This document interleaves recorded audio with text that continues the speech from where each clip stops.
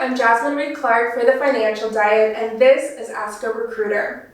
I've spent the last 6 years in the people operations space, working as an HR manager or a recruiter, and now a career wellness coach. So I definitely know all the tips and the tea that there is to spill and share with you all. And today we are going to be getting into the job descriptions and how to spot those really pesky red flags that are hiding in plain sight so that you don't end up losing your sanity to a company that will easily exploit you for burnout. But before we hop into anything, I do want to put a disclaimer that this isn't an absolute. This doesn't mean every time you see this on a job description, it immediately means that a workplace is going to be toxic. These are meant to just be taken as rules of thought and just consider them like heavy suggestions. The first I want to get into is unlimited vacation days or unlimited PTO. Here's why it's a red flag. Listen, I know it sounds really glamorous in the beginning. However, I can share anecdotally, and there's even research to support this. You often feel guilt-tripped, either internally or even externally if you do take off. And there are even some companies that perhaps I have worked for that it is an unspoken rule that you don't take that unlimited PTO within the first 6 to 12 months of working. So that is something to keep in mind. Now, the reason that you will likely find unlimited PTO isn't usually because an employer just wants you to ride the waves and live your best eat, pray, love life. In fact, it is because when you leave, we then are not required to pay for your unlimited PTO. Whereas with companies where you accrue your PTO, then there is a set amount of money that we owe you if you have unused vacation days.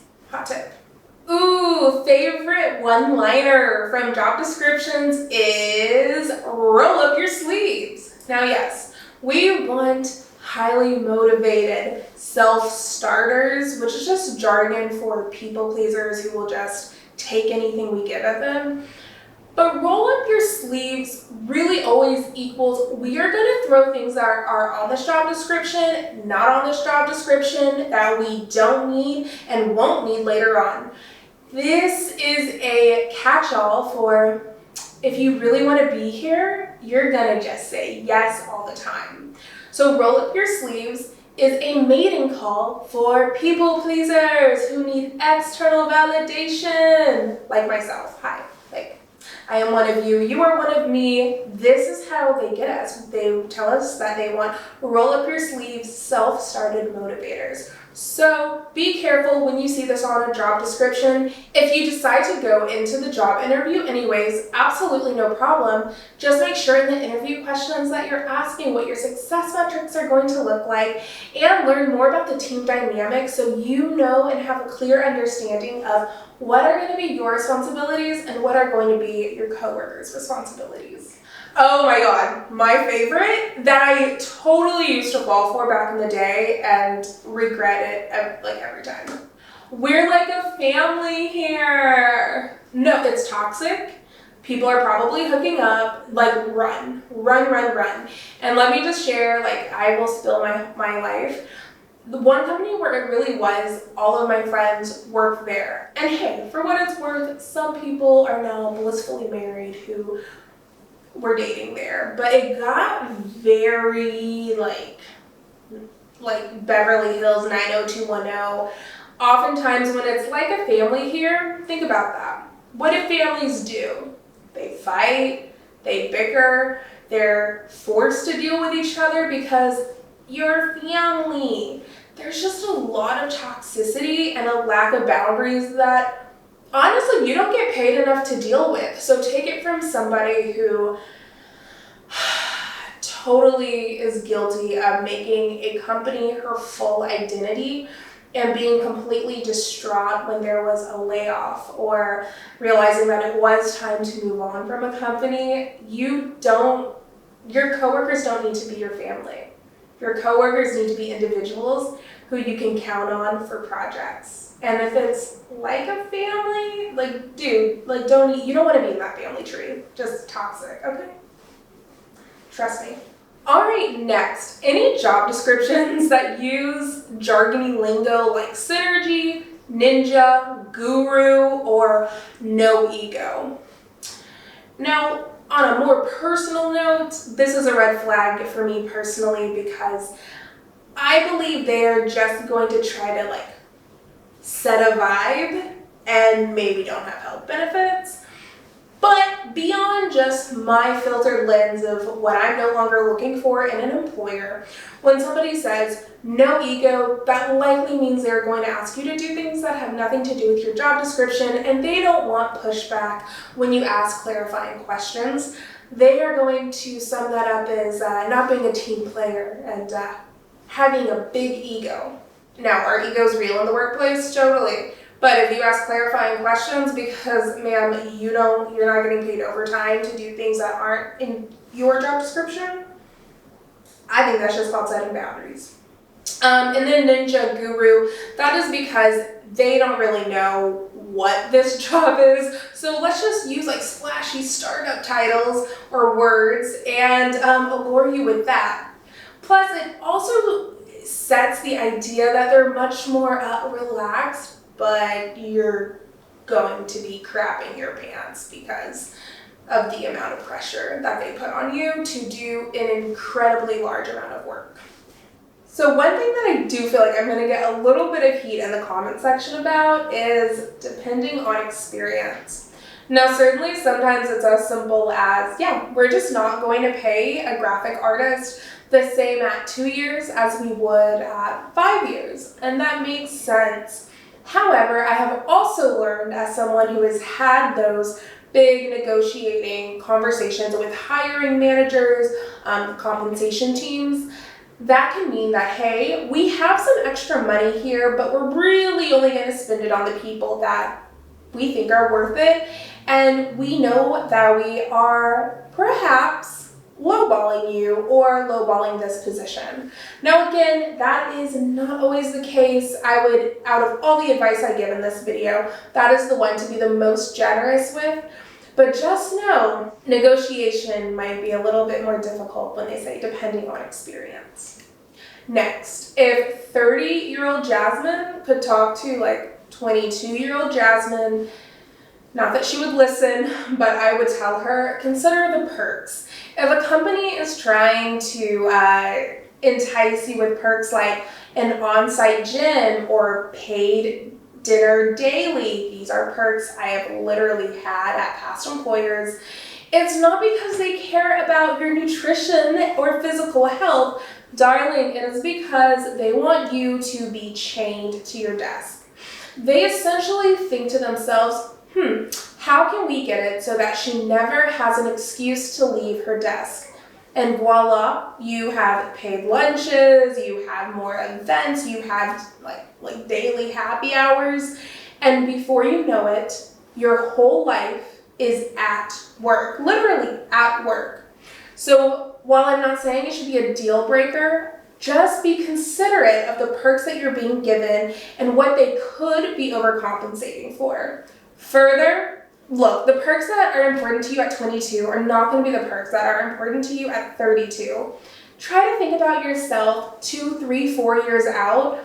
And, maybe when you take the job today, you're super pumped that they have kombucha on tap. Again, I have had that at an employer and it was great. But do they have health benefits?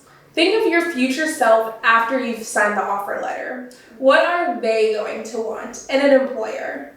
And I can almost guarantee it's not going to be coupons to Chuck E. Cheese. I don't know what people do. Someone who won't stop until the job is done. Sir, is this the Hunger Games? Is this Mission Impossible? No, we don't need any of that. Look, when they say things again, highly motivated, self-starter, or someone who won't stop until the job is done, they are essentially hoping that you will exchange your paycheck that might even be below industry standards for your life. Literally all of your life, your intellectual property, your creativity. A company is never going to overpay you. So if you make $50,000 a year, likely you make that company or help do some sort of project that helps that company make many, many times over that. So if I can tell you anything, do not let the promise of future growth opportunities, beer on tap, blind you to the fact that you are the only one who can set and enforce your own boundaries at work. Here's an easy one: fast-paced environment, dynamic environment, anything related to like a rocket ship or something like Elon Musk would say, environment. No boy, no. It's really another word for it, toxic. We will run you into the ground and we will likely dangle some carrots and promises, maybe even a bonus check, but it's fast-paced because we don't know what the hell we're doing and we're flying by the seat of our pants and we're hoping that you can fly with us. That is what that means. Ooh, this one, okay. Here's another one that used to seem like very glamorous to me, and I mean, if I'm being honest, was glamorous to me a year ago. You'll have the opportunity to drive and lead multiple initiatives and or socialize your own processes. This means we're gonna dump all the things we should have been taking care of for the past few years, give it to you and say, have that in sport. No, if that is your jam, I mean, put on your boogie pants, you're gonna be really happy here. But if you actually want a life outside of work, and listen, by no means does everyone want that. I am a recovering workaholic. Your job and responsibilities should always be set, established, and very clear to you well before day one at a job. So I got an offer letter from a company, and one of the perks in the employee benefits section, I'm not joking, was knowing you're changing the world. What can I do with that? What bills can I pay with that? What inner peace can I have with that? That again is fluff and it's filler. And if you really want my opinion, I even think it can at times be a tactic and a form of manipulation. All of that said, when they're disrupting industries or changing the world, it's not that it's not true or that they don't believe that wholly. It's that they will then likely expect you to take on that life mission.